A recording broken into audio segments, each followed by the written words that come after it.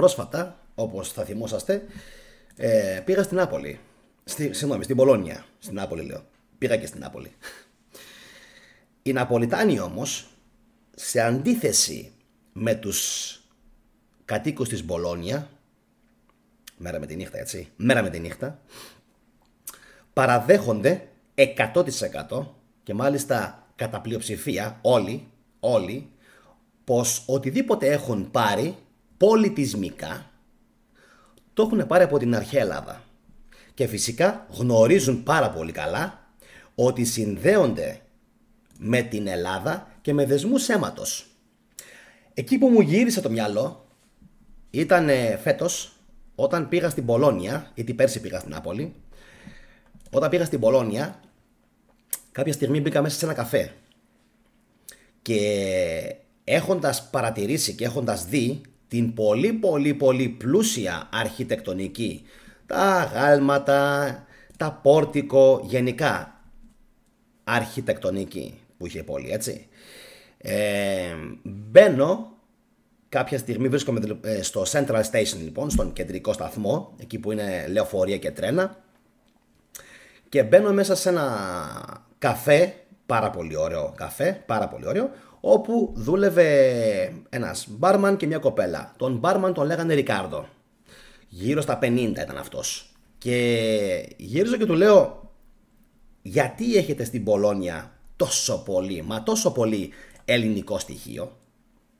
Και μου κάνει μία αυτός, και εκεί μου γυρίζει το μυαλό, μου λέει, ελληνικό στοιχείο?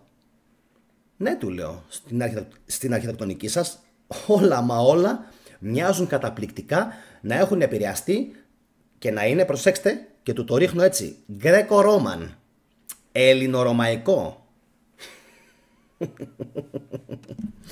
Και τι μου λέει? Δεν υπάρχει, λέει, εδώ πέρα τίποτα το ελληνορωμαϊκό.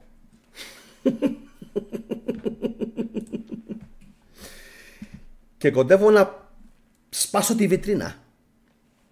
Λέω, ορίστε, με τα λίγα αγγλικά που καταλάβαινε, όχι που καταλάβαινα, με τα λίγα αγγλικά που καταλάβαινε, γι' αυτό και μαθαίνω τώρα εντατικά πλέον Ιταλικά, για να μπορώ να πάω δεύτερη, τρίτη, πέμπτη, έκτη φορά και να τους την πω αλλιώς. Του λέω, τι εννοείς, δεν είναι ελληνικά ή ελληνορωμαϊκά? Και μου λέει, όχι. Κάποια λέει είναι μπαρόκ, ναι, λες και δεν ήξερα εγώ τι είναι μπαρόκ, ναι. Κάποια μου λέει είναι ρωμανικού ρυθμού, λέω ξέρω. Κάποιες εκκλησίες που είναι μέχρι τον 6ο-7ο αιώνα μετά Χριστόν.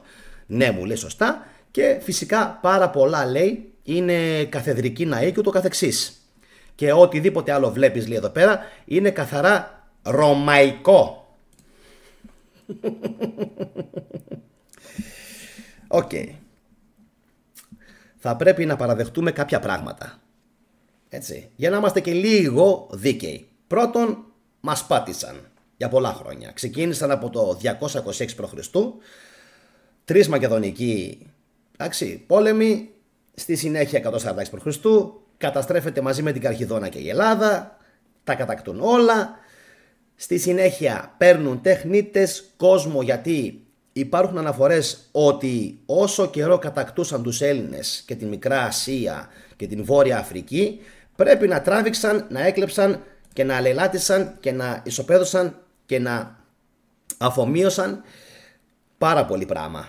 Και όταν μιλάμε για αφομοίωση πληθυσμού, πρέπει να μιλάμε φυσικά. Υπάρχουν κάποια νούμερα τα οποία είναι απίστευτα. 150.000 Έλληνες μόνο σε μία φάση του πολέμου. Μακεδόνες, Κορίνθιους, Πατρινούς, Μικρασιάτες, Καρχιδόνιους και φυσικά και από το Ηλυρικό, από πάρα πολλές περιοχές, χώρια έργα τέχνης που λίστεψαν, έκλεψαν, χώρια, τους Έλληνες τεχνίτες που τους απήγαγαν, που τους δίδαξαν, που τους έμαθαν αυτήν την τέχνη, έτσι, και αγαλματοποιία, μαρμαροποιία, επεξεργασία του μαρμάρου, γλυπτική, ο τρόπος του να εκφράζεις τον εαυτό σου και την ψυχή σου μέσω του μαρμάρου, μέσω της γλυπτικής που είναι καταπληκτική, ο τρόπος του να φτιάχνεις και να χτίζεις ναούς, τόξα και κύονες. Όλα αυτά. Σύμφωνοι. Μπορεί και οι Έλληνες από κάπου να τα διδάχτηκαν. Σύμφωνοι. Δεν μπορεί το 800 π.Χ. ή το 1000 π.Χ. να ξεκίνησαν οι Έλληνες από το πουθενά να αρχίζουν να χτίζουν. Ξέρουμε όλοι ότι πρώτοι, προσέξτε, πρώτοι στον μεσογειακό χώρο που είχαν κύονες, και μάλιστα πριν από το 2000 π.Χ. ήταν οι Αιγύπτιοι. Εντάξει, αυτό είναι κάτι το οποίο είναι γνωστό σε όλους. Πρώτοι ήταν οι Αιγύπτιοι. Και στο Λούξορ αν πάτε, και στο Καρνάκ αν πάτε, και στις Θήβες αν πάτε, θα βρείτε κύονες που στέκονται πάνω από 4, μπορεί και 5.000 χρόνια. Γεγονός που ξεπερνάει τους ελληνικούς κύονες κατά πολύ. Έτσι, οπότε οφείλουμε να παραδεχτούμε ότι ναι, αλλά οι Έλληνες δεν ήταν τέτοια κοπρόσκυλα. Με το συμπάθη κιόλας, έτσι, Ρικάρδο. Με το συμπάθη κιόλας. Γιατί αυτό το ξέρουμε πάρα πολύ καλά. Όχι μόνο από τον Ηρόδοτο, από πάρα πολλούς ιστοριογράφους. Και συγγραφείς. Ότι οι Έλληνες σοφοί και οι Έλληνες μαθηματικοί, όταν δανείζονταν και έπαιρναν γνώση από αλλού, ναι, θα το λέγανε ρε φίλε, το λέγανε. Δεν είχαν τέτοιο κόμπλεξ, γιατί αυτό είναι κόμπλεξ ανωτερότητας που έχουν οι Ρωμαίοι και οι σημερινοί φυσικά Ιταλοί. Δεν είναι κόμπλεξ, όπως θα πίστευε κάποιος, κατωτερότητας. Εντάξει. Θέλουν σώνει και καλά να πιστεύουν, δηλαδή, ότι δεν επηρεάστηκαν καθόλου από τους Έλληνες. Καθόλου. Και ξέρετε, αυτό που έλεγα και στην προηγούμενη μου εκπομπή, και φυσικά θα το ακούσουμε πολλές φορές στο μέλλον, δεν ονομάστηκε η Ήρα Γιούνο, ή η εστία Βέστα, ή ο Δίας Τζούπιτερ, ή ο Ποσειδώνας Νέπτουν, ή η Άρτεμις Διάνα. Αυτό δεν το έκαναν λόγω αγάπης. Δεν το έκαναν επειδή λάτρευαν τους Έλληνες. Αυτό το έκαναν οι Ρωμαίοι επειδή ήξεραν πάρα πολύ καλά ότι για να απογυμνώσεις έναν Θεό πρέπει να τον πάρεις και να τον κάνεις δικό σου. Άλλο πράγμα ήταν να υπήρχε στην αγορά ένα άγαλμα λοιπόν που ήταν αφιερωμένο στον Ζεύς, εντάξει, στον Δία, και άλλο πράγμα να γραφέ στα λατινικά Τζούπιτερ από κάτω. Φαντάζομαι ότι λίγο πολύ όλοι καταλαβαίνετε την ηρωνία που έπαιζαν εδώ πέρα οι Ρωμαίοι στους Έλληνες. Ωραία. Τώρα, μιας και τα είπαμε όλα, θα ήθελα να σας πω ότι σήμερα το βράδυ θα γίνει μια πάρα πολύ ωραία, θαρώ, εκπομπή στο κανάλι, η οποία θα έχει τίτλο «Πώς εκδικήθηκαν ακόμα και άθελά τους οι Έλληνες τους Ρωμαίους κατακτητές».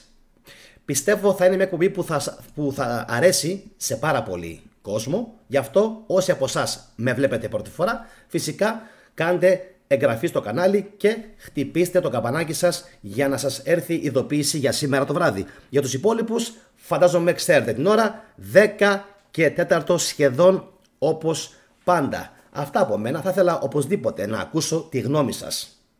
Τι έχετε να πείτε για όλα αυτά που είπε ο Ρικάρντο, ή αυτά που είχα δει στη Φλωρεντία.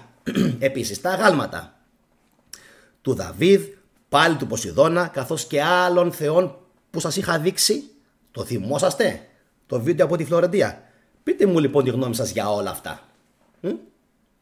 Τι πιστεύετε? Θα περιμένω να διαβάσω σχόλιά σας.